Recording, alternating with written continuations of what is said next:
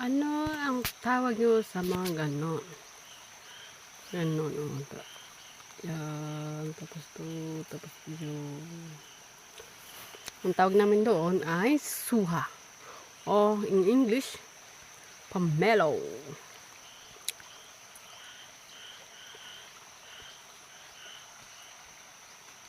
Pomelo, pomelo.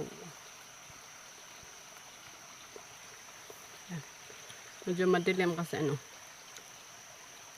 umulan kanina. Maganda yung bunga niya, no? Tapos marami.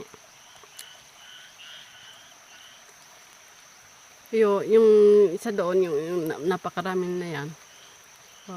Color red yung